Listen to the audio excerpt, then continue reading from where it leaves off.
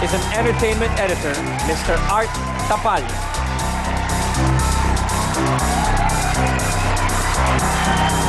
Magandang gabi, Chairman. Meron na po bang desisyon ng ating jury? Ano po, Mr. Ryan? Thank you very much. Can I have it, please?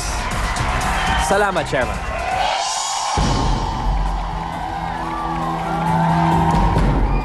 Okay. Papaalala ko lamang po sa lahat ng nanonood dito sa Skydome at sa kanilang mga tahanan na 2/3 of the final score ay galing sa ating jury. At ang 1/3 naman ay galing sa ating talent scouts. At dahil wildcard round ito, dalawa ang pipiliin natin na makikipagbakbakan sa iba pang mga wildcard finalists dito sa Talentadong Pinoy para sa karapatan na lumaban sa ating Battle of the Champions. Dalawang pangalan ang tatawagin ko, kaya mga talentado, good luck sa inyo. Skydome! Sa palagay ninyo, sino ang karapat-dapat na wildcard finalist?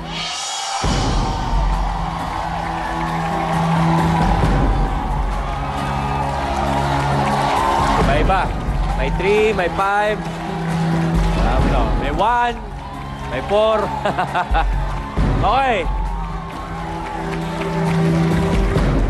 30,000 pesos ang maiuwi na ating wildcard finalist bukod sa pagkakataong makipagbakbakan muli. Eto na, ang unang pangalan.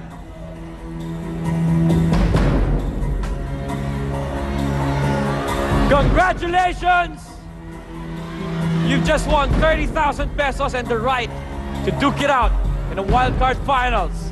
Here you go! First winner for tonight, Batang Maligaya!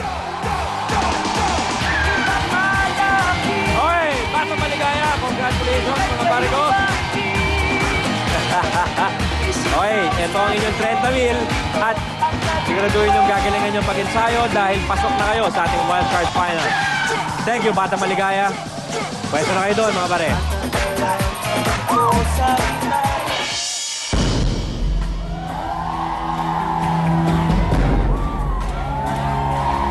Skydome!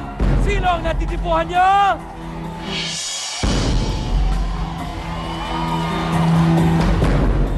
Okay. Ang isa pang talentado na mag-uwi ng 30,000 pesos at babalik para makipaglaban for that coveted wildcard slot ay wala iba kundi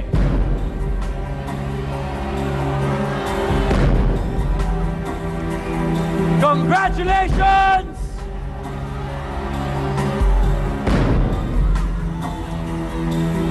Nais ko nga palang magpasalamat sa USTV Awards at nanalo na naman po ang Talentadong Pinoy. USTV, thank you very much. And of course, sa aking mga kapatid dito sa Talentado, congratulations everyone. Here you go. Balik tayo sa usapan. Eto na.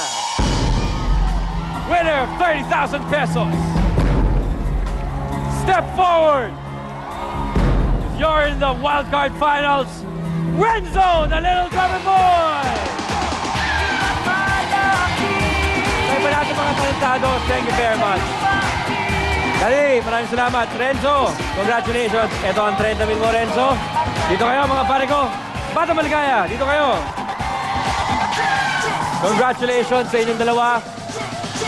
Magbabalik kayo sa March 6 para sa labanan ng iba pang mga wildcard finalists para sa pagkakataong makapasok sa Battle of the Champions. Kaya ihandaan nyo na ang inyong mga performance, ha?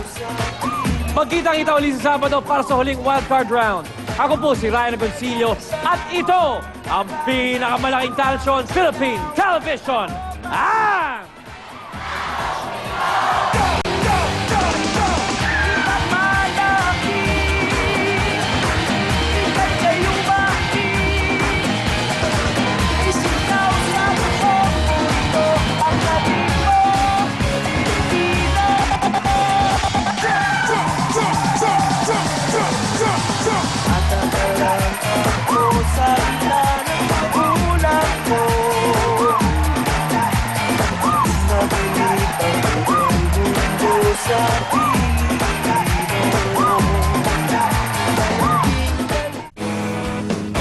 talentadong Pinoy was